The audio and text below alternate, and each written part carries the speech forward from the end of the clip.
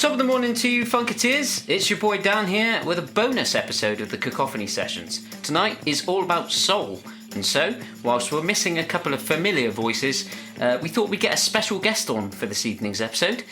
So as well as regulars Martyn and Dave, I'm joined by the self-appointed 14th best DJ in Plymouth, and a man with quite the resume in the music business itself, I believe. It's Aldo Vanucci.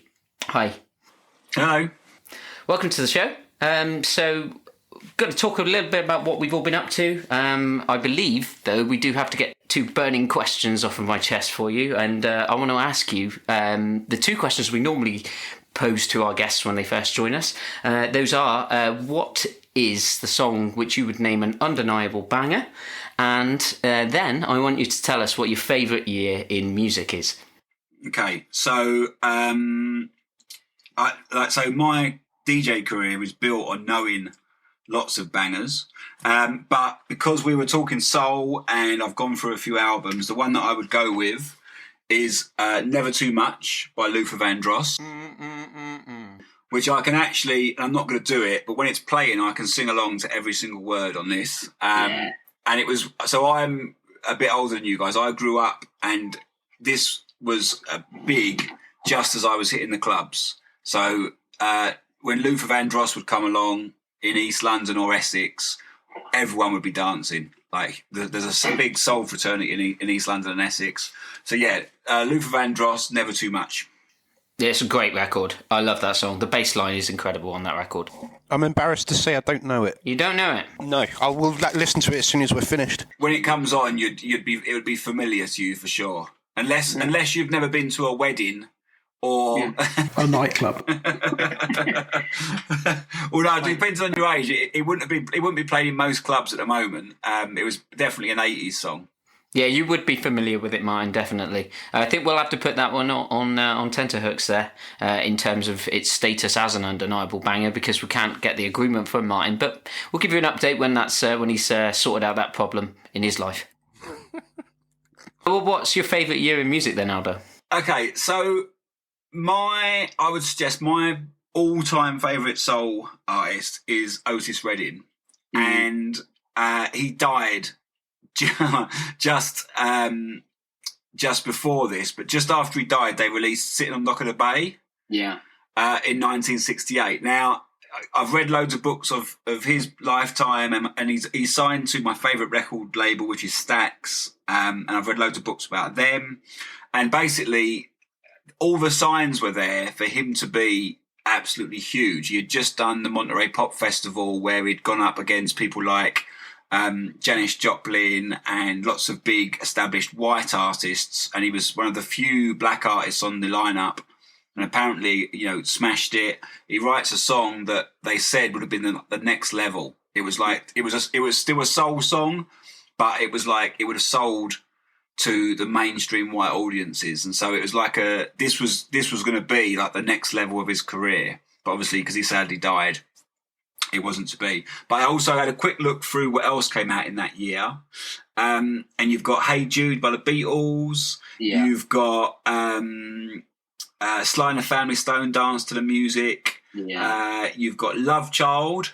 by Diana Ross and the Supremes, which was the Diana Ross and the Supremes were very much family friendly, singing about love, and they tried an experiment and they done "Love Child," which was about like stepchildren, etc. And that was huge. It's also got things like "Love Is All Around" by the Trogs, which I quite like. "Jumping Jack Flash" of the Rolling Stones. "MacArthur Park," Richard Harris version. And made famous by Donna Summer. Yeah, indeed. Yeah. With the famous lyric, something about making a cake and putting it out in the rain and you'll never make that cake again. And let's have a look at anything else. I think that's mainly it. Oh, and this is it. And "Say a Little Prayer" by Aretha Franklin. Yeah. Yeah, so for me, like, although it was 2 years before I was born, that to me is like a quality year of like loads of stuff that's come out that has stood the test of time. That's a good choice. Yes, 68. Yeah, I mean, it's a lot earlier than the years we went for. I think the earliest year we went for was mine, which was 87. So it's interesting to talk about music from that kind of era as well. I don't think we've touched upon that enough on this podcast. At 68, that was when Electric Ladyland came out, wasn't it? Could be, yeah. I wouldn't know stuff like that off the top of my head, but yeah, I'm really bad. I'm usually really bad with years, so I'm usually quite good with useless like pop trivia. But even if you ask me a song that I know in the last 5 years what year it was, I'd probably get it wrong. It was culturally a pretty important year as well, because it was just after the Summer of Love, the whole hippie movement and everything in 67 and psychedelic music, and 68 in the end part of the 60s you had the kind of massive Black Power uprising and all the rest of it. So to be around in those times must have been pretty amazing, especially in America. Definitely.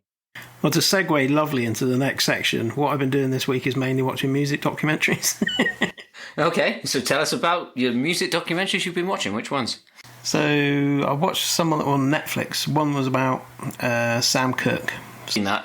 It's excellent. Passed away very close to Otis Redding, and they actually shared quite a lot of songs which they wrote for each other. Yeah, I think to kind of bring a parallel there to what Aldo was saying about Otis Redding is that Sam Cooke's most enduring legacy is in the last song that he did before he died, which was "The Change Is Gonna Come" in his case.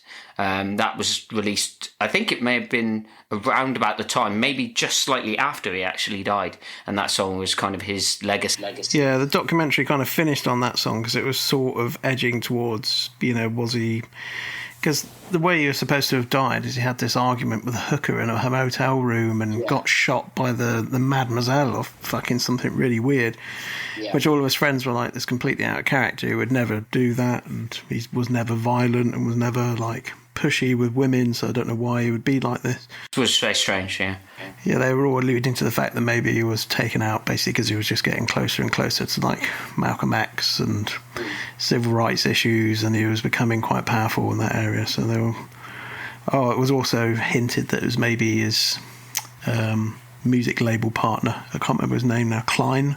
Alan Klein. So he's famous for... He went on to work with the Stones and later the Beatles, and he's one of the people that people can say was the guy that broke up the Beatles, because Paul McCartney wanted to go with Eastwood, which is his missus's people, and John Lennon's Ringo Starr and George Harrison wanted to go with Klein, because the way that he got into groups was, or in with artists, he said to them, I can find you loads of money, your record label owe you.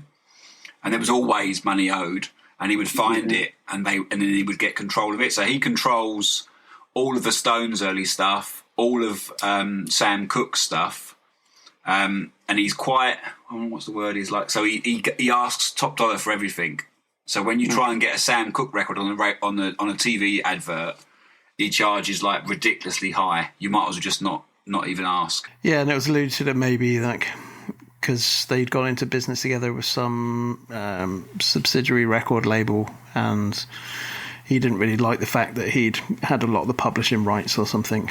He'd been advised by lawyers to keep some of his publishing rights, and Klein didn't like that. But it's all conspiracy and conjecture, obviously. Yeah, the account of his death was very much just taking on what the owner of the motel said, and that was it. The kind of police investigation wasn't. It just kind of ended with that, I think. I don't think that we'll ever really know if too much investigation was actually done and what really happened. It's really tragic as well, because Sam Cooke was so good and had so much more to offer in his career. He was really taken in his prime, and I don't think he's mentioned enough in the greatest of all time conversations. His voice was fantastic. He had this kind of velvet tone to his voice, and there's something really... Much like Donny Hathaway, who suffered a kind of similarly tragic fate, there's something really sad in both of their voices, even when they're singing their happier, funkier stuff. That Harlem, might have been 68 actually, same year, live concert that didn't get released until like 1985 of Sam Cooke's, because it was too like politically charged. He sung like really, really gritty and gravelly voices, apart from his normal kind of soulful, sweeter tone, but yeah. It was a lot of control, and he was asked to remove a line from one of his songs because it was to do with going downtown and perhaps getting into trouble because he was black. I can't remember what it might even have been. A change is going to come. It was change is going to come. Yeah, I go downtown, I go down south, and people always tell me not to hang around. Those are the lines here. Yeah, that was it. Because you're going to get picked up or just fitted up for a crime because you fitted the description, basically. That live album is one of the best live records ever, I think. It's really, really great. There's so much energy in it. And Sam Cooke, for me, has the definitive version of Blowing in the Wind. His version of that is incredible. Even better than Stevie Wonder. Because he wrote, didn't he write Change is Going to Come because of Dylan's Blowing in the Wind? He said, he said that there should be more songs from black people about those sorts of issues rather than from someone like Dylan. Yeah. Yeah, he was, I think he was maybe asked to cover it on a TV show. I can't remember exactly what happened, but he was asked to cover Blowing in the Wind. His version is the definitive version, which is what I was just talking about. But then I think that inspired him to write his own protest song, which was A Change Is Gonna Come. Were there any other music documentaries you were watching, Dave? Yeah, Clive Davis, Soundtrack of Our Lives. If you've seen him, he's like a big music mogul. Most of his fame came with Whitney Houston, basically. I read his biography. He's amazing. Yeah, it's just so many hits after hits after hits, and like Aretha knocked him off basically because he was getting a bit too powerful and gave him Jive Records, and then obviously started hanging around with Puffy and did stuff with Bad Boy and broke Craig Mack and Big E and Alicia Keys and absolutely loads of people. To list everybody is just ridiculous. He listed about 4 or 5 artists which he's had flops with. Prince being one of them. What did he do with Prince? Yeah, 1999's Raven to the Joy Fantastic. That was released on Arista. And Prince didn't like the amount of control that Clive Davis had, and that all went a bit downhill quite quickly. So the promotion was all pulled, and it just ended up being a bit of a flop. I think they thought they could recapture the success of what he did with Santana the same year. It was Supernatural. I remember that because that was a good. I thought from going by his biography, which is obviously biased towards him, I thought that was a really clever point. But that he basically said to the artists, he'd done it with Aretha and Santana. He basically said, "Yes, I'll work with you, but you need to give me a certain amount of control to be able to do what I do." Yeah, and I think both with Aretha and Santana, he showed that he could do it. But I think there's always, like me and Dave were talking about earlier about buying records, for every one hit you have, there's always a few other things you do which don't quite make it, you know? Yeah. Well, the line he was talking about in there was someone has bigged him up and said if Clive Davis can take a 70s guitarist and market him 40 years later, he doesn't even sing a lick, and make 22 million sales or whatever hell he made with that album, then yeah, he's good in my book. But yeah, he had an amazing career. And there was a few people in there that were a bit off. Simon Cowell said some bits in there. It's basically like, yeah, I just wanted to be him. Right. Because also he was on American Idol and he got Kelly Clarkson, which is like considered to be only one of the real breakouts from sort of talent shows in general. She was like the main success, really. Yeah, she's up there. Perhaps Leona Lewis, and then there's not many that have kind of survived. They don't really go ever past the novelty record, which is unfortunate. No. I think a large part of that is probably to do with the fact that they insist on making it a cover song in the majority of cases anyway. It's always a cover song, and that's always going to set someone's career on the wrong foot, because who wants to hear a worse version of a song that everybody already likes? Yeah, but Simon Cowell learnt that from Robson and Jerome, didn't he? That was one of his early successes, and I think that's the problem is, and also I'm not running him down because he's achieved loads, but the whole X Factor thing he nicked from, what's the guy behind Spice Girls? Is it Simon Fuller? Oh yeah. So he did. I can't remember what it was called, but he did Pop Idol, wasn't it? That was it. So he did that. And that sort of like relaunched the whole talent show thing. So then Simon Cowell's come along, and yes, he's fine-tuned it and made it successful, but the original idea was somebody else's. I always thought the idea of those talent shows is just absolute daylight robbery, because obviously if you're an A&R man, you have to go out, find the talent, put the money into the record, take the risk, release the record, promote the artist, take them all around, go for concerts, all this work. Whereas you can just have one massive advert, basically, because that's what it is. It just does everything for you in a wanna. Everyone's getting marketed and promotion and the money for the album and everything for free. And then they don't even really have to market it because people have chosen what they want. And the songs are already pre-written as well, because it's only covers. And, that's what the public want. That's my thing about X Factor is not only do the people on it that get somewhere actually have really good voices, but they all sound really generic, and the cover versions they sing are just really generic, boring. Yeah, I've got zero time for X Factor or any of that. I am a snob. I don't mind admitting it. To me, they're like a McDonald's of the music industry. It's not got substance to it. They're not going to come out with anything interesting. But to me, most people are okay with that. Do you know what I mean? Yeah. So if you got like, I don't know, if you look at things like, have you seen a documentary Searching for Sugar Man about Rodriguez? Yeah. Okay, so if he went on that sort of show, he'd be dismissed really quickly. Yeah. Do you know what I mean? So it's not interesting enough. It's not about someone's talent or something that's really unique, or even something that's going to last in the industry. Well, another doc that I was watching that was similar to that is that one on iPlayer at the moment. It's called Ike White, The Changing Times Of. Have you seen that one? Times of. Oh, that's a wicked. I've seen that. That's brilliant. That is.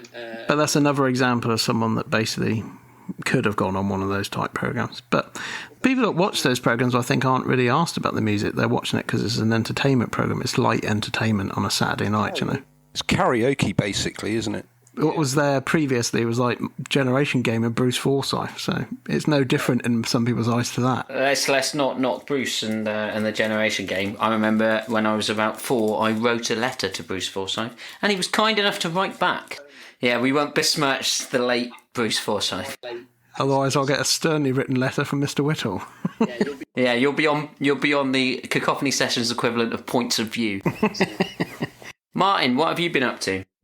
As usual, working lots. Been putting in a lot of hours, saving money. I need music equipment, which is not cheap.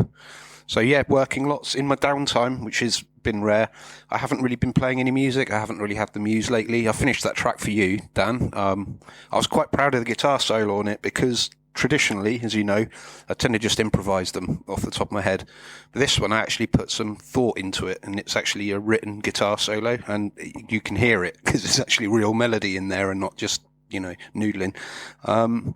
And also, I've been binge watching Red Dwarf, which I haven't seen since it first aired, and I've forgotten how genius it is. It's absolutely cracking. Aldo, I kind of wanted you to give maybe the listeners a bit of a taste of who you are, what you've been doing. So tell us a bit about your kind of background and what you've been up to recently in terms of music. Okay, so with lockdown, there's been no working. I DJ usually 3 or 4 nights a week. So there's no work for DJing, so I've been concentrating on music making.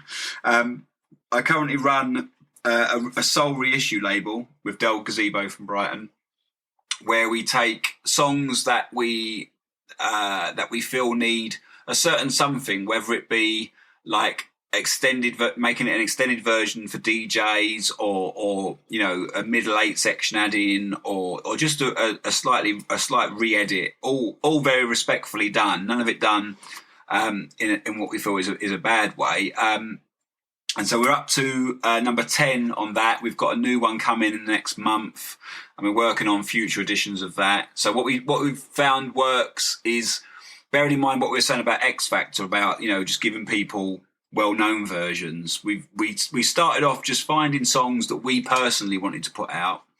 But then other producers have approached us with offerings of like remixes and re-edits. And it's really weird. Like I'm not snooty about popular versions. I just wonder about the financial appeal of putting something out that was already a hit that's available quite easily. But there is a market for sort of newer versions. Like there's a few labels that are similar to what we do, and they've put out like, I see someone put out like a new edit of Aretha Franklin, Respect, and I just sort of, when it came out, I was like, who's going to buy that? Who is like a 60s soul DJ who either hasn't got that, there's not many of them about, or people think, actually I know how to improve that, you know. And so, you know, I wasn't questioning their choice. I just wondered whether or not it would sell.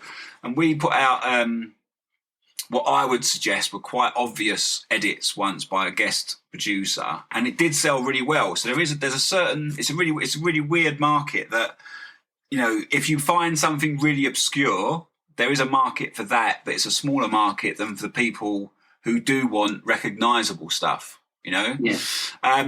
So that we enjoy that. That doesn't really make any money, but it's sort of a labour of love, really. So I've been doing that. I've also got. I work with sort of 3 or 4 other producers. I work with a drum and bass producer from Bristol called Dave Remix, and we do basically like dance floor weapons of stuff that we feel is a great song, but we do it in a drum and bass style. So I've got like cover versions and bootlegs of well-known songs in a drum and bass style. I run a drum and bass night where it's more the sort of vocal end of drum and bass rather than the dirty, grimy end. So people who are avid, dirty drum and bass listeners hate my night because all they hear is wall-to-wall vocals and sing-along stuff. And the productions were a way of trying to sort of spread the brand of that, and it seems to have worked. One of the first things we did is Looking Good to get signed. And then the idea will be if we can get one track signed, then start doing compilations in the style of what we do to spread the brand. I've also worked with a house producer, and we've got a disco track, which there was a lot of promise with it. It's an instrumental at the moment, but we've now got a well-known singer, which I'm not allowed to mention, who's written the lyrics to it, and that's now going to a lot of labels this coming week to see if anyone's interested in signing it. So that's going really well. And I'm working with a couple of sort of young and upcoming producers to make kind of commercial sort of British hip hop and grime. So the likes of like AJ Tracy and Heady One, those sorts of people, they're sampling. My thing is always finding samples. So what I do is find samples that then the hip hop producers could flip to make, you know, current hip hop for the youngsters, really.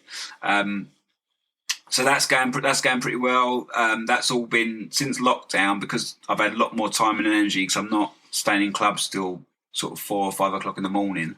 I've been concentrating on that.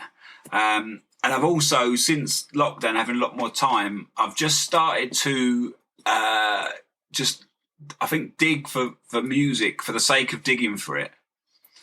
So basically, my day job, I help advertising agencies find music for adverts. And so whenever I listen to an album, it's usually with the head of, am I listening to this for stuff to DJ with? Am I looking for stuff for adverts? Or am I looking for stuff for samples? So it's always kind of work-based. Listening to music is work as well. But since lockdown and having a lot more time on my hands, I found myself just finding one song by an artist I know and then going and listening to loads of their albums and digging a bit deeper without the mind of like work, but just for the sake of listening to it, you know? Yeah. So there's a guy called Lou Kirkwood. I found one of his songs. It's like a sort of early disco, late soul sort of song called Heaven in the Afternoon. It's just a really nice song. Wasn't thinking about sampling it, wasn't thinking about DJing with it, just really liked his tone and the production. So I went and, got the album with it on, listened to the album. And that's been, to be honest, that side of things has been really nice, like listening to music without work-related issues to it.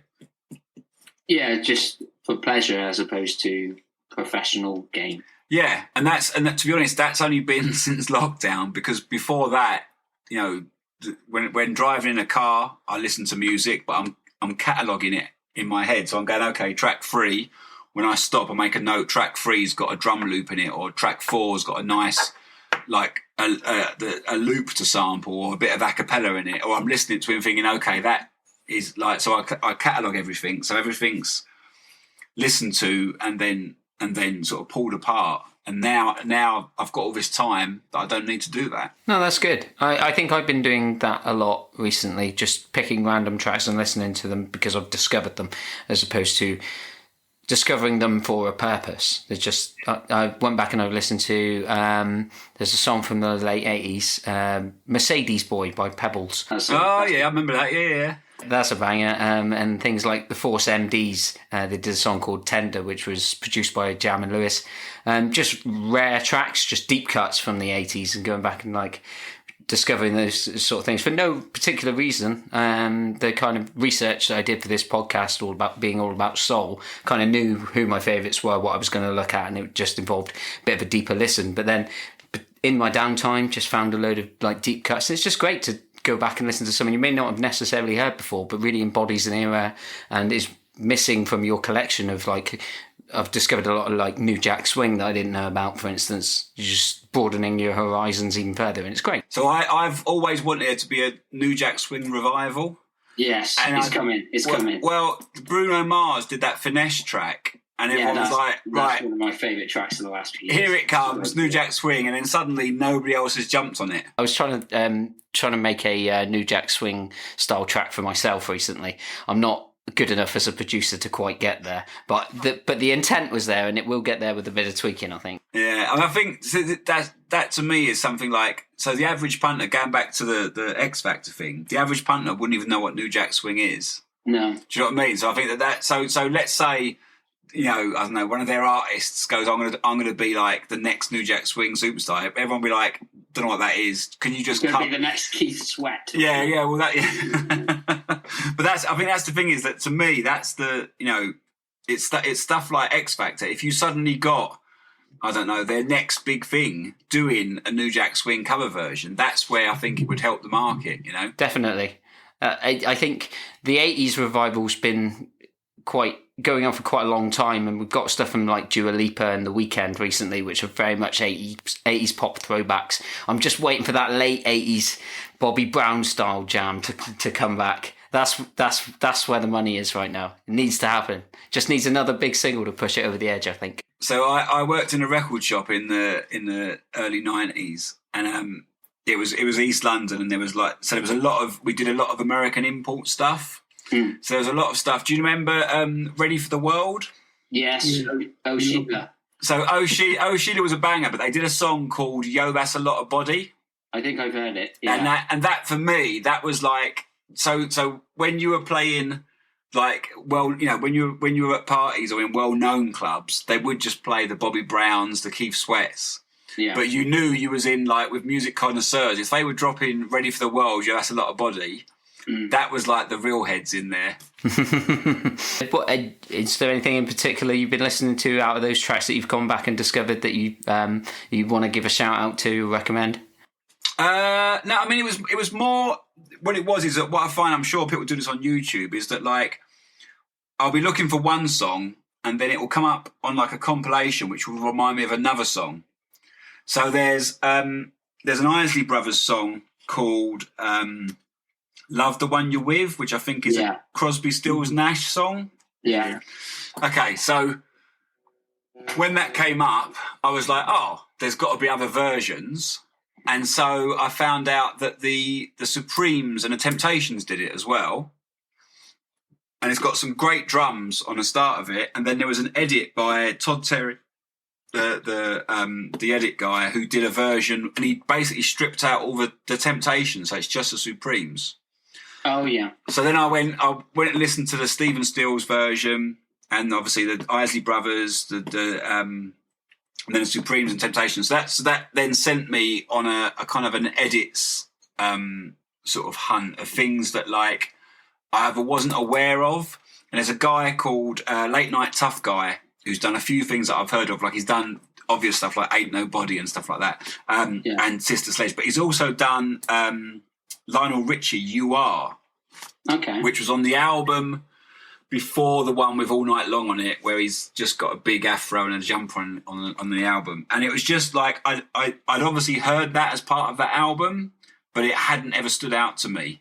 And he actually, what he did with it is he took out the sort of poppier end of it and made it more of like a smooth, soulful thing. And I think that's, for me as a producer, that's really interesting, is that sometimes two people will hear the same song, but we'll take different things from it. So do you remember Max Sedgley, Happy? Do you remember that track? Yeah. Okay, so basically it was like a sort of early breakbeat, sort of funky breaks track called Happy by Max Sedgley. And the sample he nicked is an Eddie Kendrick sample of a song just called Happy. And the bit that he nicked is a phrase where it just goes, happy, make you happy, baby. Happy, baby. Right. There you go. Right. But if you listen to the original, I think the bit that I would have nicked is a much poppier bit where it's like a little melody and it's a little, phrase. And I just think it's interesting how we all take different things from the same songs. Yeah. Like I knew someone who never really listens to the main melody, that her brain always finds other stuff in there, like that little strange bit of percussion or that a strange little fill in something, and her mind automatically goes to those. It's strange how different people listen to different aspects of the music, definitely. I always wonder how somebody who listens to music in a very different way would listen to something like Parliament or Funkadelic, because there's always so much going on and so many hooks. In the art world, they call it the owner's share, don't they? So if all four of us look at a piece of artwork, we're all not looking at the same thing. We don't have the same input to it because all of our past experiences and everything baggage that you brought with it basically makes you think different things about it. And it must be the same, it is the same with music. Especially with music, I'd say, because music is so intrinsically connected with our emotions, probably more than any other art form, I would say. I guess that's an argument that artists would have forever put. You play like music to babies in the womb and they'll kind of kick along to it and stuff, don't they? Well, music's probably one of the first sensory pieces of art that you'll come across when you're born, So, yeah, and like you rightly said, play music to babies in the womb and stuff. Yeah, and music is also, it is totally universal culturally. It's understood by everybody. It just gets right into your brain. It's a direct link.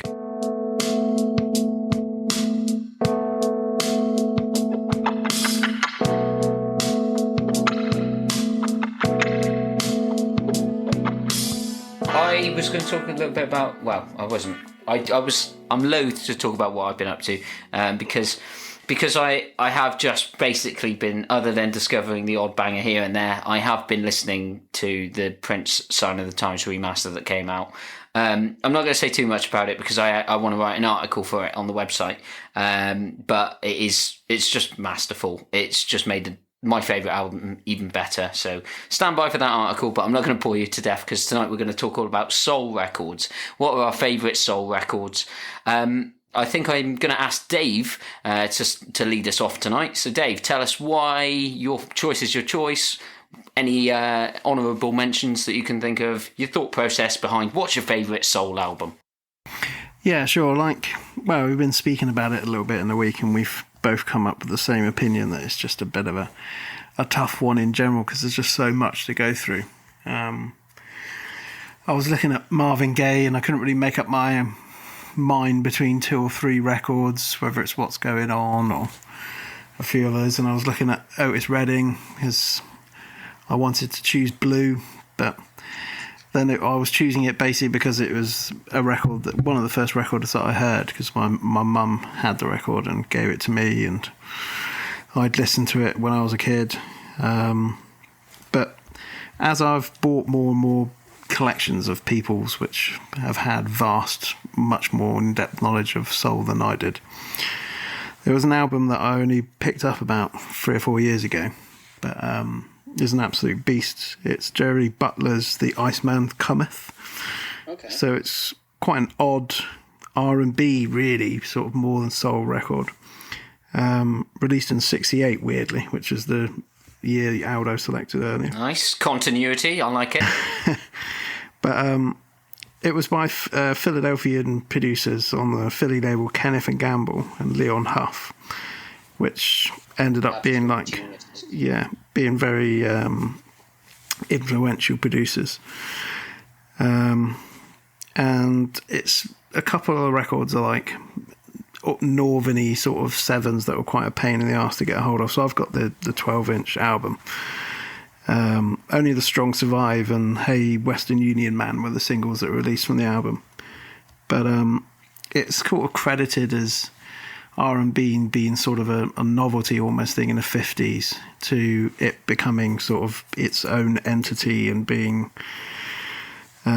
seen in a more intellectual, mature light, this album, and because of their production techniques with them, basically. It's his 11th album, and the only really sort of successful album that Jerry Butler had. So I selected that one as my selection rather than Otis Redding Blue, which was a much more well-known album, basically, but I thought, I'll go for a bit of a deeper cut. So that was my selection.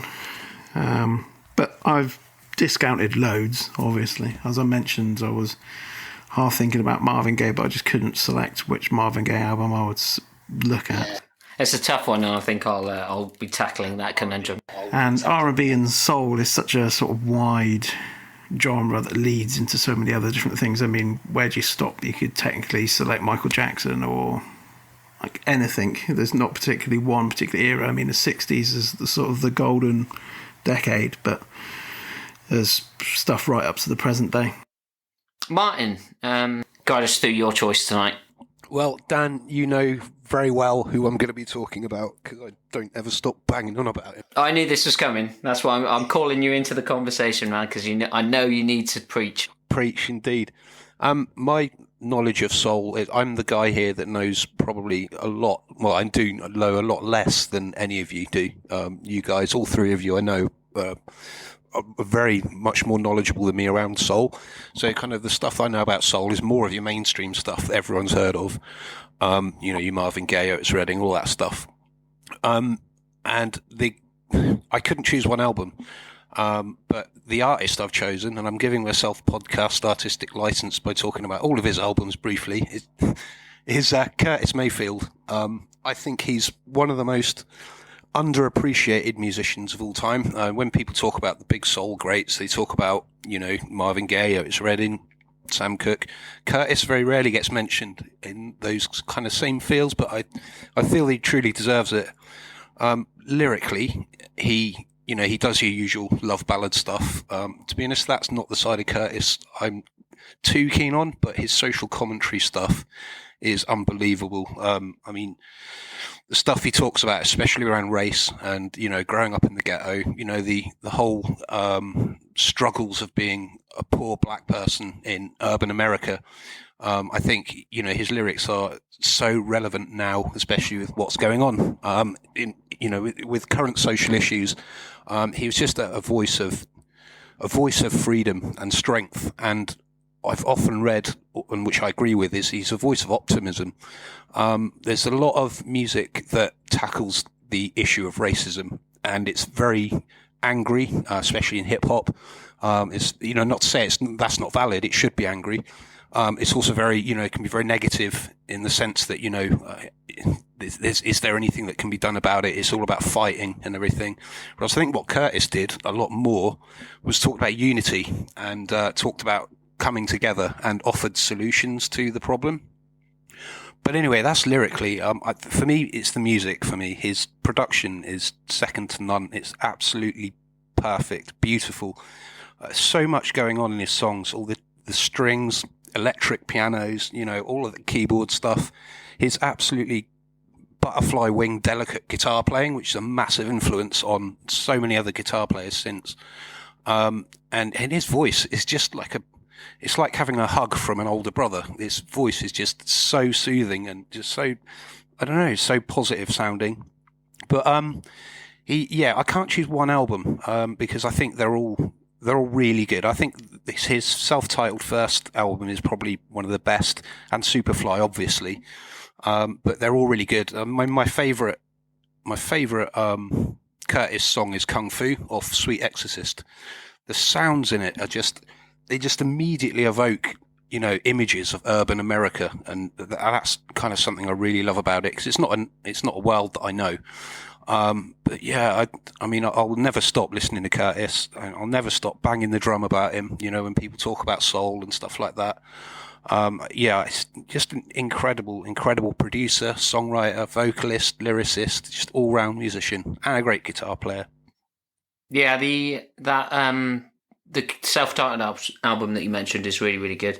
Obviously, that's got the big hit, Move On Up on it, and other stuff. I think his best album, to kind of take what you've done there, and if we had to pigeonhole, I think I'm going to bring the other guys into this as well to help us decide. But I think his best album is actually the live album that he did that matched that era. There's a beautiful version of People Get Ready, which is kind of like, that's the one that appears on all the greatest hits as well, the live version there, and it's truly phenomenal. Live, he sounds amazing. But there was this one. I was on a YouTube Curtis Mayfield thing the other night, looking at documentaries and stuff. And I'm not going to go into what happened to him later in life. It was pretty tragic. Still recorded an album, paraplegic, and he apparently had to lie down and sing a line at a time because he just didn't have the strength to just sing a whole verse or whatever. But I found this really cool video. It's just from the Soul Train, and it's Curtis, one of his songs. It's recorded. He's not there, but it's just got all these dancers there, and they look like the coolest motherfuckers in the universe, man. It's just a great video, and it's just, they're all just having a great time, these guys, and it's the 70s, the 70s. Soul Train always used to have the dancers section, wasn't it? So people went to dance in front of the camera. The Soul Train was basically Top of the Pops for people that knew how to get laid. Yeah. Absolutely. And knew how to dress, man. You go on Top of the Pops when you're a kid, and then you mature, and now you're a Soul Train dancer. That's how it goes. It's logical progression in life. 101 there, I think. Dave, Aldo, any thoughts on what Curtis Mayfield's best record is? I think for me, I think Move On Up is obviously a banger, and works, Northern Soul people. Great taking the piss tune as well when you're DJing. It's quite long. A lot of my Curtis Mayfield songs I've gotten into through other people sampling him. So there's a Mary J. Blige song that Puffy did that basically just nicks entirely Curtis Mayfield. There's a Jay-Z Kanye West song on their Watch the Throne album which samples Makings of You, which even though I'd heard Makings of You, it wasn't one that I'd go to listen to. But then since hearing that album, it is now one that I do go to and listen to. So I think a lot of the Curtis stuff I got into through sampling. He sampled, is it Right On for the Darkness as well, was sampled by a lot of people. Yeah, it was sampled by Portishead of all people, I think. Portishead did it, Mace did it with Puff Daddy, and there's also a house version of it as well. I think it's by Silicon Soul, possibly. So my route into Curtis was the black exploitation stuff didn't really sort of hit me as well, but the sampled ones I tended to work in that way. See, I was the same. My first proper musical obsession was hip-hop in the 90s. Back in 1990, somebody lent me some Public Enemy and stuff, and I got into it all. And that was where I first heard Curtis as well. A lot of his stuff was sampled on a lot of the really early sort of golden age hip-hop records. That's how I heard him. And in fact, he did actually do a song with Ice-T on the Return of Superfly soundtrack back in 1990. So that might be the first proper Curtis song I ever heard. But yeah, it's only later I got into him as just listening to his music. But yeah, same as you, man. I discovered it through hip-hop. I think I remember the first time I heard Curtis Mayfield was actually through Brand Van 3000. Oh, yeah, he was on that. Track called Astounding. I think it was after he died. Possibly a couple of years before he died. 97, I think it came out. And yeah, that was my first exposure to him. And then obviously the ubiquity of Move On Up in just soundtracks and things like that. And yeah, that's how I kind of discovered him. I think the issue with Curtis, I do think he largely dropped off after 1980. Like his musical quality was, before he had his accident, it wasn't quite there. He didn't release a good record in the from after the mid 70s. Yeah, after the mid 70s, he kind of trailed off a bit, I think. But I think that's the same for a lot of artists, isn't it? They've got a time and their sound fits the time, I think. And sometimes so for me, there isn't like a lot of 80s soul. There isn't anyone that was doing stuff in the 60s and 70s that did great 80s soul. The 80s soul was new labels. Tina Turner, maybe at a push. Right. Tina Turner, maybe. But I think that's the thing, is that I think that, a lot of artists, they have, it's usually half a decade or a decade where they hit their stride and their sound works, and then things just move on, So disco killed loads of the soul people's careers. Yeah. Yeah. Well, there was Nile Rodgers on Desert Island Discs recently, and he was talking about that in fairly big detail, saying how the whole disco sucks thing almost it killed Chic off, and then he had to move from artist to artist, and that's how he kept chasing different projects. Basically, moved on to Madonna, David Bowie, and just kept moving. I mean, I think someone like him as well is a good example, because although his prime was 70s disco and a bit of the early 80s. If you look at the stuff of Daft Punk recently, and there's a few songs he's been on recently, and you think, well, he's still got, and again, Chaka Khan, like Sugar recently, shows that that's a great track. Do you know what I mean? But it shows that you can come back, but it needs to be with the right material, I suppose. Isn't that sample Bus Stop or whatever it is from Fatback Band? By the Fatback Band, yeah. That is such a fucking banger. Bus Stop, man. Love that stuff. They don't get their dues. The Fatback Band. They're incredible band. I've seen them live at Glastonbury in 2002, I think. Yeah, they later changed their name to just Fatback, and they started doing a lot more like electro funk in the early 80s. Some of the stuff they did then. There's a track called "Is This the Future," which is a banger. Check that out if you haven't. You know the song "I Found Lovin'"? Yeah. So that was in the 80s, that was there was a British DJ called Steve Walsh, and he basically did a Fat Man Scoop style version of I Found Lovin' by the Fatback Band. Right. And they both got released at the same time, because the Fatback Band was released in America, and you used to get different release dates in the UK from America. So it was released in America, was huge on the soul fraternity. He did a Fat Man Scoop shouty version of it, and they released it around the same time. And he died in an accident of some sort, and his version actually hit the charts bigger than the Fatback Band's version. Oh, right. I didn't know that. Yeah, I only remember because I was working in a club in Romford at the time, and we were supposed to have a personal appearance from him the night before he died. The night after he died, and they changed it to a Steve Walsh tribute night where they did a fundraising tribute for his family. But that was, to me, there was a lot of that sort of 80s soul stuff. There were bands, so the Fatback Band obviously going from the 70s, but that I Found Lovin', there's a few tracks around then that were probably more financially successful than a lot of their other stuff. Same as Kool and the Gang. They probably made more money from Ladies' Night than their probably early part of their career of doing NT and all the funkier stuff, What would you say is your favourite soul record of all time? Okay, so going with same as Dave, I dismissed Otis Blue mainly because everyone told me it was the greatest soul album of all time, rather than me thinking it was. Because again, I got into Otis later than I got into people like Michael Jackson and Luther Vandross. Yeah. So I would suggest the song I've listened to most is Thriller. That would, whether you class it soul or pop, I wouldn't know. But an album that I would say is up there with one of my all-time favourites is Still in Love with You by Al Green. Yeah, that's a great record. Now, there's a few bits. So obviously, Still in Love with You is the one that everyone knows. But he also did a cover of For the Good Times, which is I believe Chris Christopherson song, a country and western song. Yeah. And I only know about that song because in an early, so I'm a massive Fatboy Slim, Norman Cooke fan.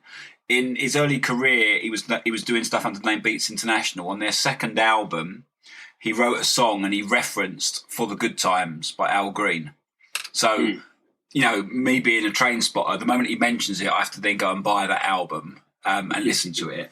But it's also got Simply Beautiful by Al Green, which I rediscovered when it got sampled. So I remembered it on the album, didn't think much of it, and then Talib Kweli sampled it, and it was a beat given to him by Kanye West that was originally supposed to go to Mos Def, but Talib Kweli got it, and it does the Kanye West thing of taking an album, putting it on 45, so it sounds a little chipmunky, and sampling it that way. But it's actually the more after I went back to it, I remember like realising how great it was. It's a real slow build and it's a real subtle thing, and then just sort of right near the end, sort of some light drums come in, and it's probably one of my favourite Al Green songs, but probably because no one plays it out because it's too slow. Like, you know, a lot of soul songs that I would, when someone says to me, name a soul song, I think of the dance floor friendly stuff, you know, like Soul Man or Respect or even Sweet Soul Music or Move On Up, because they're the ones that you hear all the time because I DJ with them. Whereas, you know, from like the early 90s onwards, the music I listened to at home just for listening was slower stuff because it wasn't the stuff that I heard in the clubs. You know, so I sort of always I tend to go to the slower songs to listen to. So Al Green, Still in Love with You, and I think, if I'm right, this is the version that's actually on green vinyl. Nice. So where some marketing guy said, I know, we've got an artist called Al Green, why don't we do a coloured vinyl? Which colour shall we do? And they went with green. What year was it pressed in? It was originally 1972. Because wasn't coloured vinyl supposed to be atrocious back in the day? Well, this was repressed in '95, and this is the repress. Is that the album that's got "So Glad You're Mine" on it? Yes, it is. I'm Glad You're Mine. Yeah, that was sampled by Eric B and Rakim, I think. Oh, okay. Oh, nice. I'll go and listen to that. That's where I heard it first. Classic tune though. And it's got Love and Happiness, which has got that famous. That's a great song. There's a few reggae songs by King Tubby where he basically nicked it, but no one ever mentions it because it's reggae and you get away with anything. So there you go, that's my one. Wise choice. My choice, I think this is the most difficult one that we've done so far, definitely. It's so hard. I was still unsure up until about 7 o'clock tonight. I've gone through so much soul searching, you could say, in trying to get to what my favourite soul record is of all time. So at first I thought I'd go, let's be a bit off the wall. Let's go for something that people wouldn't necessarily go to with what they think of as soul, and look at like neo-soul artists of the late 90s, people like Lauryn Hill. And so Miseducation of Lauryn Hill was in the running for that. Likewise, stuff by D'Angelo. Voodoo is a great album by D'Angelo with Untitled How Does It Feel? That being probably his biggest, most well-known hit. Maxwell's Urban Hang Suite from 1996 is an absolutely that album is so sexy, so good. Takes you to every place you want to go in a soul album. But I think you can't really credit something that's been so influenced by previous decades as being the greatest soul album of all time. So I kind of had to go back to where it originated in the late 60s, and people like Sam Cooke, who, as we've previously discussed, is one of my favourite vocalists of all time. People like Donny Hathaway in the early 70s, again, just so much soul in his voice. All the covers, things like he even did a cover of Stevie Wonder's Superwoman, Where Were You When I Needed You live. That's a great performance of that. There's so many honourable mentions, and you get to people like Otis Redding, and you get to people like the Motown acts of the Temptations, and all the solo records by like David Ruffin and Eddie Kendricks. But I think for me, you're looking at the two heavyweights of the division being Stevie Wonder and Marvin Gaye. And it's so difficult to pick. Martyn had a difficult time trying to decipher which of the Curtis Mayfield albums was the most difficult, was the best, being a difficult choice. This is just insane. So you've got to pick which is Stevie Wonder's best album and which is Marvin Gaye's best album, and then you have to decide which of those is better. Stevie Wonder's Songs in the Key of Life is, I think, his best album, and I think Songs in the Key of Life has got Sir Duke on it. It's got amazing tracks like As, and it's got Contusion, that funk instrumental. Love's in Need of Love Today, that opens it up. It's like a gospel kind of soul track. That's his best album. But when I actually listened to it earlier on, I thought, I can't have this as my favourite soul album because it's too diverse.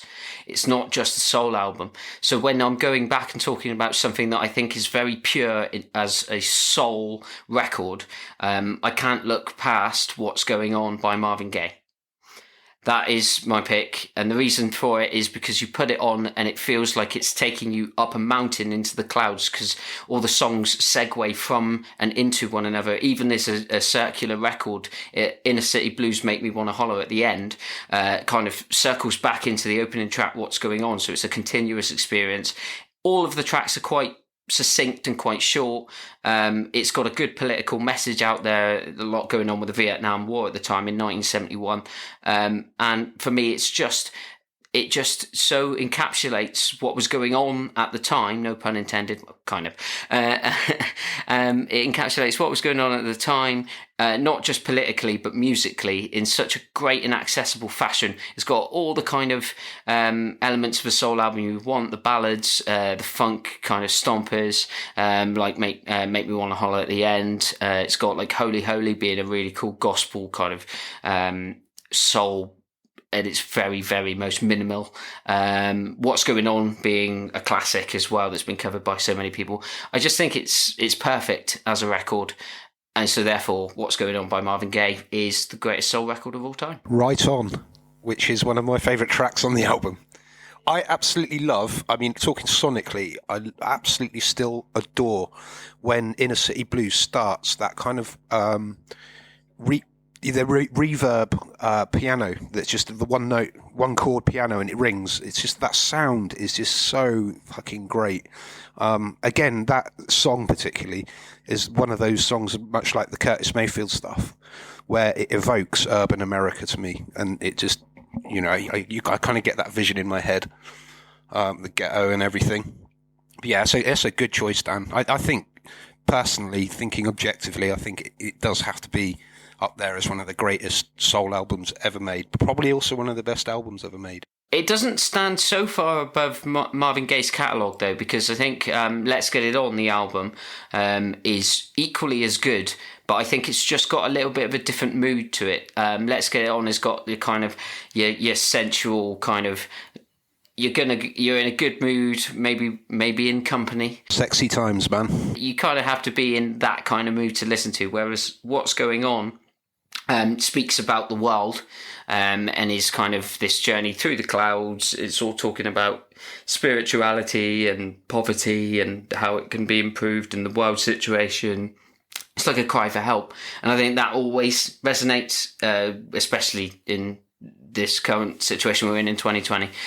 So I think even now more than ever, it's important to recognise how important of a piece of work it is, and how it's timeless in what it's speaking about. You've got to love some social commentary, man. I think that goes back to my love of early 90s, late 80s hip-hop, which was so full of that. It was almost all about social commentary back then. And I think that resonates with me with a lot of the late 60s, early 70s soul stuff that was talking about, you know, the Black Power movement, the Vietnam War, all of that stuff. Well, you got I Want You and Trouble Man. They're both great. I Want You's great. And so Hear My Dear as well, which is like the ultimate divorce album. That funky space reincarnation, the Charlize Theron advert. I'm 100% with that song. But I think as a cohesive piece of work, What's Going On, I think it's only like 37, 38 minutes as well. And Trouble Man being another soundtrack album, really. Dire Straits are going down that road again. And there's some great like soul soundtrack albums, like James Brown's Black Caesar was really good as well. To mention James Brown for a second, it was one of those kind of things where there was so much that you could classify as soul. I mean, him being the godfather of soul. But I don't associate him being a soul act. He is a funk act. And I think what he achieved in music, it was pioneering towards rhythm and funk sounds. So I couldn't really go back and listen to any of his singular pieces of work and say this is the best soul album. He's done some great soul performances, don't get me wrong, but I think you can't have him in the same conversation as you can have somebody like Marvin or Stevie, who were kind of exclusively soul and R&B. Similarly, I couldn't include someone like Prince in the conversation because he was a pop, rock, funk, new wave artist. He's impossible to categorize. But yeah, you kind of when you think about the greatest soul record of all time, you got to kind of say, right, this person was good at one particular thing and really embodied that. And people like Bill Withers are in the conversation, but I don't think Bill Withers, as great as he was as a songwriter and very underappreciated, I don't think any of his albums were quite at the same level as something like Songs of the Key of Life or What's Going On. I steer clear of Stevie because I just couldn't pick between Inner Vision, Song in the Key of Life, Talking Book. Fulfilling This Is First Finale is just as good, in my opinion. Then, like, even odd, off-the-wall things he did, like Secret Life of Plants was really good. And I always tend to, if I'm pinned down on what Stevie album I'm going to pick, I always pick that Aquarium. It's kind of like a greatest hits. Musicarium, yeah. You can't have a greatest hits album as somebody's best album. I refuse. That's something I'm really adamant about. Yeah, I know, but I can't pick, so that's why I pick it. We haven't mentioned Isaac Hayes. Yeah, I was gonna mention Hot Buttered Soul as well, but I think the thing about the Isaac Hayes albums is they're structured so strangely. So they're all they open with like a 14-minute cover of a Burt Bacharach track, and then they've got like 2-3 minute funk songs, and then it goes off onto some sort of jazz interlude that ends the album, and it's just like, yeah, it's great, I love it, and I was on that trip, but in terms of how often I want to revisit it. Yeah, I think it's a great point of like soul albums are often written by like 5 or 6 different people. It's got like 1 or 2 maybe singles, which is for the singles market. So it's kind of like, it's not really a journey, like a point from A to B through the album. It's more sort of like what they were doing throughout that year normally. I think though with someone like Isaac Hayes, I think the stuff that stands out for me was that before Isaac Hayes, the R&B stroke soul, all of the sort of the black music market wasn't concentrating on albums. It was after Isaac Hayes that they started concentrating and started to put weight on the album as a product rather than just singles. Mm-hmm. So before, and also the thing that I always remember is that the only reason he ever became an artist was because the guy, was it Al Bell, the guy that took over Stax, wanted to release something like 25 albums to announce that Stax was back in the game, and they needed product, and Isaac Hayes was a staff writer, and they just said go and do an album. And so that was almost like it wasn't like that was his career path. It was done under for somebody else's reasons. But I think like since him, because you do get that. I know that obviously the Beatles did it with the sort of pop market before. Before him, it was just about singles. So there wasn't and I'm sure at some point someone would have done it. It wouldn't have just been him. But like, a lot of you listen to a lot of his stuff, it wouldn't work as singles because, like you say, Dave, 15-minute intros, it's not going to work on the radio. No. But if you go in for influence, if you look at half of Massive Attack and Portishead's career wouldn't be there without someone like Isaac Hayes because they sampled him to begin with. Yeah. So I do think that although I'm not saying he should be above the Stevie Wonders and the Marvin Gayes and the Otises, I do think that they've all got their areas that they influenced massively afterwards. Oh, definitely. We're talking about all these records I love, so it's not like I'm at all ashamed of mentioning these records and putting them on a pedestal at all. They're phenomenal records. I just think that there's a tier system in place, and I think Marvin and Stevie are just at the top of a very exclusive tier. So should I have brought Kenny Thomas as my favourite soul album? Should I? Do you know who Kenny Thomas was? I'm not sure I could. I'm not sure I'm familiar. So late 80s, early 90s, he covered "Outstanding" by the Gap Band, and it was a huge hit. He was like a male version of Lisa Stansfield. It was that sort of okay, market. so like a blue-eyed soul kind of thing. Yeah, but in fairness, before him, I hadn't heard the Gap Band's version of Outstanding. It's only that I went, I quite like that Kenny Thomas song, and loads of soul people gave me loads of grief for not knowing that it was a cover version of the Gap Band, you know? That's one of the best funk songs of all time as well. The 12-inch version of Outstanding is outstanding. I told you about it before. There's that Jules Holland Hootenanny clip of it when Charlie Wilson's singing it live. You can see Jules Holland playing the piano, and as the camera sort of passes by him, his eyes are like sticking out of his head. Because he's Charlie Wilson. I've seen him live a couple of times. He's an incredible singer. His voice is so bizarre. It can like almost hit a high note and a low note at the same time. It's almost like he got a split larynx or something. It's a very strange voice, but it's incredible. Yeah, when he sings the bit of like, I really know the way you feel or whatever, and it's the first like sort of high note in the room, you see his eyes pop out of his head. On the subject of great voices in soul, like there's other artists that I haven't mentioned that were in consideration as well. I mean, people like George Michael. I listen to Listen Without Prejudice, and I'd say that's a soul album, and a very good one at that. So, I mean, people like George Michael have got to be in the discussion as well, I'd say. Yeah, I reckon you're on to something there. I think when you say to most people, describe soul, I think you imagine like this huge band with like strings and horns and pianos and stuff, but modern production is still soul. It's all about, I think, the message, and mostly as well the vocals as well. Kind of define soul a lot.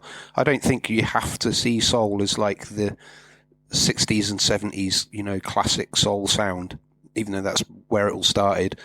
But yeah, I think you've made an interesting point there, Dan, and I'd agree with you. Actually, I think George Michael was a fucking brilliant soul musician.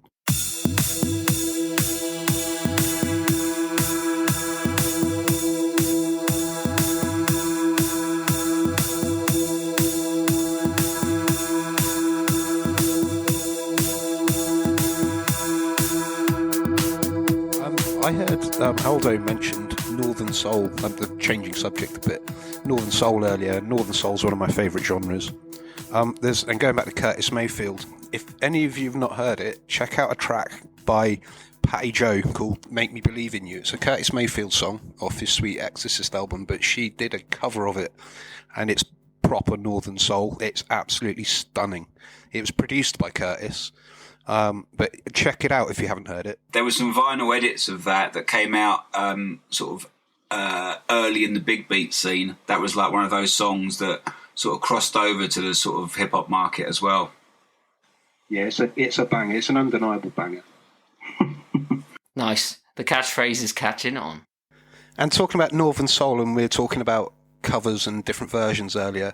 I remember her story, and you guys probably heard it, where Duffy's Mercy was covered by a band called The Third Degree.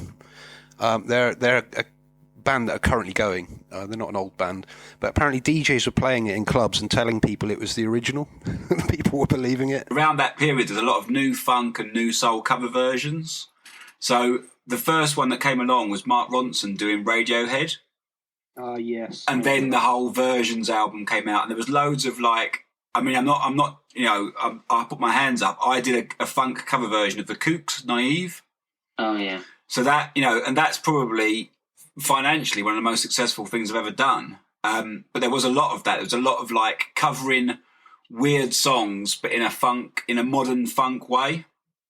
And there's Last Night by the Strokes was done by the Jambonics. Yeah, and then there was Valerie by the Zootons, wasn't it? It was then done by Mark Ronson. Well, that was the Amy Winehouse album and him. There was a period where there was weird cover versions galore. So there's a version of Justice DANCE by a girl called Hawa. There's absolutely loads of like new funk and new soul cover versions of weird and wonderful tracks. It was like when back in the 90s, the Mike Flowers Pops band were doing like lounge versions. Exactly. Because that easy listening thing was a scene for a while. Oh, it was huge, wasn't it? Yeah, I remember when Andy Williams was suddenly really popular again. I've got time for that stuff, though. Well, when you put your dressing gown on and you schmooze around your living room. So, we've had a great discussion about what our favourite soul records are. Before we go, I think, Aldo, is there kind of anything you're working on at the moment? Where can we check your stuff out? Yeah, plug away. Okay, so the stuff that I do, it's all... when it's released, it's all through if you go on my Facebook and Instagram, I'll mention it on there. I've got loads of things going on at the moment. I've got an album out on Jalapeno, and I'm working on the next one, and the next one's mainly produced by Del Gazebo. I'm not a songwriter, so I can't write lyrics. So what I tend to do is I've got a thing about interesting cover versions. So before there was like Radio 1 Live Lounge and stuff like that, where everyone and John Lewis adverts, I've always liked the idea of doing strange cover versions. So the next album will have 2 dubstep songs in different genres. Historically, the Naive by the Cookes is a funk song I've done. I did a drum and bass song by Shy FX in a funk style. I did a Jeff Buckley song as a reggae cover version. So that will continue, and there's new material coming with guest vocalists. I worked with Kylie Aldis before. She's writing a couple of ones for the new album. We've got a hip hop track that's just being finished at the moment. We're looking to get like a sort of a well-known hip hop artist on it, but that's just like chasing them. I've got, at the moment, productions wise, is the drum and bass stuff, the disco house stuff coming out under different names. And continuing to sample things in different styles. So the hip hop stuff, the modern hip hop stuff for the likes of people like, the sort of AJ Tracy, Heady One productions are coming. And DJ wise, at the moment, it's very limited, but I do the Terrace in Plymouth on Sundays when it's sunny. And I'll be doing every Tuesday on North Hill for Air, which is a student market. So it's very much sort of student based stuff. But because of the new laws, it has to be, I think it's 85 decibels or whatever nonsense it's got to be. And I can't encourage anybody to sing. And if they sing, it can't be more than 6 people. So... S Club 7 covers are out of the window then. Well, see, so go the whole like the love of pop. I used to run a night called Guilty Pleasures where Reach by S Club 7 was pretty much played every week, And I've got this is the thing is that like people like play stuff like that. Ironically, like I've got no problems with like Taylor Swift, Shake It Off, S Club 7, Reach. Like you could transpose them back 40 years and do them as Motown cover versions, and they still would have been huge. They're still great pop songs, Yeah, I'm a big advocate for things like the Backstreet Boys. I'm a big pop fan, so you're speaking my language. For me, before the iPod, no one admitted to stuff like that. Everyone was, I used to, and this is awful, but I used to judge people by their record collections, and back in the day, you wouldn't have the guilty pleasures in your record collection. Yeah. But people do have them since the iPod and with the iPhone and Spotify. People do have them on their playlist. So now, if you looked at someone's playlist, you would go, "Oh, you like Britney Spears," or "You like There's always those guilty pleasures in there. Whereas I think back in the day, the guilty pleasures were more not owned by you, but you were aware of them. So people would admit to dancing to Grease in a nightclub when drunk, but not everyone would have a soundtrack at home. Yeah. That's what's coming up from me production wise. All the usual, I'm on Facebook, Instagram, Twitter, all those things. You can find me on there. You still got a Bandcamp for Soulflip or not? There's a Bandcamp. We're toying with the idea of doing merchandise, but I don't think we're quite there yet. The main thing for us is the edits. So the Soulflip edits, like I said, there's a new one coming from Jar One, and there's a new one following that from me and Del Gazebo. That, to be honest, is taking up most of sort of finances and time.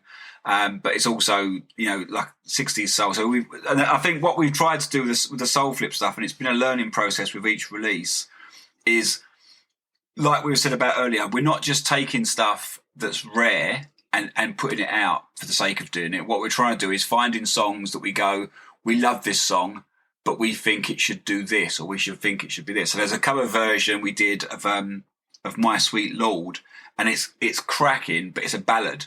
So we nudged it up to be a dance floor destroyer, and then it breaks down into the ballad halfway through. So that's the approach, is to find songs that we love but we think need a little certain something, you know. Right. Yeah. So you won't get Aretha Franklin Respect being done, but arguably we might, something like Rocksteady. You know, I think Rocksteady's wicked, but I think that could be tweaked. You know, I mean, and it's all, I think, like your discussions and like the way that your discussions are going round. I think music is so subjective. A song that I think needs a tweak, somebody else might say leave that alone. Yeah, you know, like I did an advert for a well-known whiskey, and I found them an old song on a label called Finders Keepers called Get It by John Hill. And it was a great track, and we thought of the idea when it was on the advert getting it reissued, and I went to DJ Format because he does similar, you know, it was his right sort of artist to remix it. And I sent it to him and said, look, this is coming out on an advert, you know, we'd like to reissue it as a 7, we own all the rights, would you re-edit it? And he was like, to be honest, it doesn't need anything, leave it as it is. And so, to be honest, based on that, we didn't reissue it. We just left it as a song that is. And I think that's the thing with Soul Flip, is that we might say, this needed some extra drums, or this needed this tweaking, but somebody else would listen to it and go, it was better the way it was, you know. Definitely. Yeah. So if all the Soul Flip stuff's got Bandcamp and it's got the usual, you know, Facebook, we do get videos knocked up now and then by people who like the songs. So there is a bit of it on YouTube, but because of the copyright side of it, it tends to get taken down quite quickly. And then your stuff on Jalapenos is just jalapenorecords.co.uk, isn't it? Yeah, so all the last album, Digging for a Living, was on Jalapeno, and they've got people like Smooth and Terrell and the Allergies who are doing really well. And there is like they'll put out compilations, and there'll be the odd sort of unreleased stuff from me on there. What was a new experience for me recently is, so I've built my career on sampling and that sort of thing, and I got sampled by some house producer on Defected Records.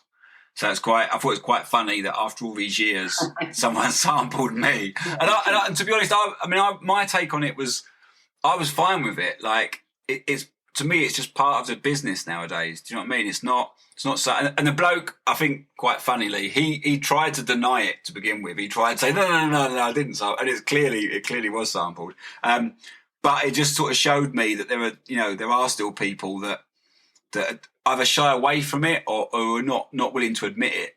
Yeah. You know? Whereas there's still a stigma around it. Yeah, definitely. And I think that, you know, especially now with like sites like Who Sampled Who, it will tell you exactly who's been sampled and who's taken from who, you know? Yeah. So I guess all that remains to be said is thanks very much to Dave and Martyn for this evening. Thanks very much for our special guest tonight, Aldo. Yeah. Cheers for putting up with our insane nonsense. You're actually someone who knows what we're talking about rather than a bunch of pissed up blokes talking shit. Yeah. Yeah, it's been great to have you on, so thank you very much. Nice one. Remember, Funketeers, as always, stay funky. Cheers. Take it easy, guys.